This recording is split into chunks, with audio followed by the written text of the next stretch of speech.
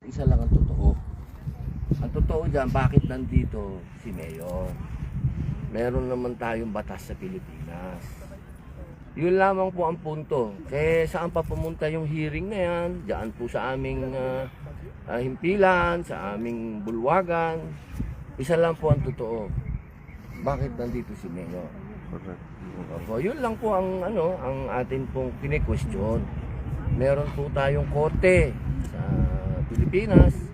Kasi pagka pinag-usapan po natin ang opinion ng mga abogado, walang pupuntahan. Doon lang po tayo sa katotohanan. Meron tayong bansa, kung meron mang kasalanan si Mayor, doon dapat siya nililitis. Hindi po dito. Hindi po tayo nasa ilalim ng mga banyaga.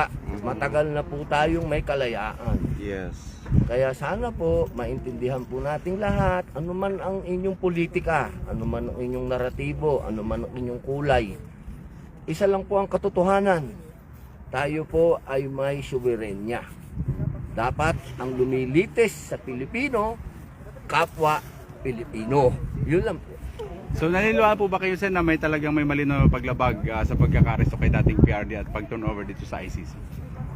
Hindi kasi yung pinaniniwalaan natin, magiging issue pa yan eh. Mag-create ka pa ulit ng panibagong kaguluhan. Ayaw natin ng kaguluhan. Doon tayo sa totoo. Huwag natin alisin doon. Pagka nilihis natin kasi, opinion nito, opinion ni ganon, opinion sinabi nito, sinabi nito. Lahat ng opinion ngayon, wala nang saysay kasi nandito na si Mayor. Isa lang ang totoo uli. Iuwi na natin si Mayor. Isa lang, yun lang po. Sen, meron sa sinabi po ni VP na may pananagutan daw po ang AFP sa nangyari kay Pangulong Duterte. Sangayon po ba kayo dito at Senator? Aba, may karapatan ng ating pangalawang Pangulo na magsalita niyan. Sapagkat,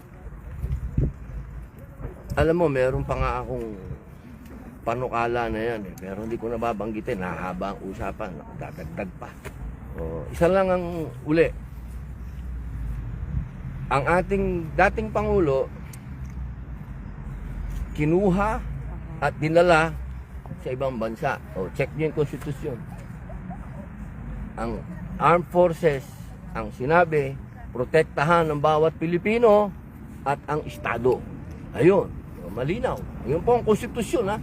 Hindi ko po kini-question yung agreement o mutual agreement ng AFP at ng PNP na sila ay magsusuportahan kapag kami. Hindi ko natatanungin yun kasi